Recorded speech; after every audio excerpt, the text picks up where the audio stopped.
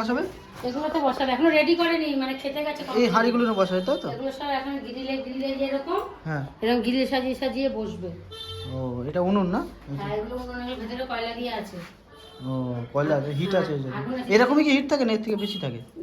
এগুলো হিট দিলে দই হবে না তো, এই তার এই দইটার ভেতরে আগুন আছে তো, এই যেখানে ফুটো আছে না, এই দইটা আজকে বসাবে তো কালকে সন্ধ্যেবেলা এই এখান দিয়ে সাইড দিয়ে আগুন ছাড়বে।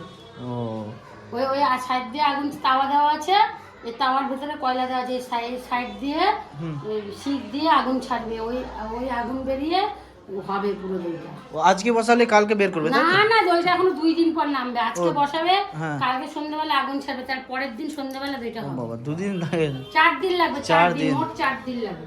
ও আর এগুলো না বসায় না সব রকম আছে, বড় ছোট নাকি? হ্যাঁ হ্যাঁ, এগুলো 500, এগুলো 1 কেজি, তারপরে ওই যে ওই বড় হাঁড়িগুলো 2 কেজি আছে, ওর মধ্যে 3 কেজি আছে। আবার ওই যে ওই গ্রিলগুলো নামিয়ে আবার ওই এগুলো এগুলো এগুলো বসানো আছে না? এই এরকম গ্রিল সাজাবে।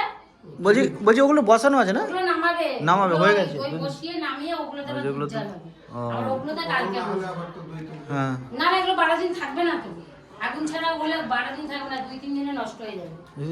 আর এই আগুনের হবে বলে 12 দিন থাকবে। বাবা দুধগুলো দেখছেন না, এগুলো কিরকম লাগছে, ক্ষীর হয়ে গেছে না দুধগুলো? হ্যাঁ, এটা ক্ষীর দই না? সাজা উঠবে। এটা কি ক্ষীর দই হচ্ছে? এগুলো ক্ষীর, এর উপরে দই দেখে আচ্ছা, এরপরে দই হয় না।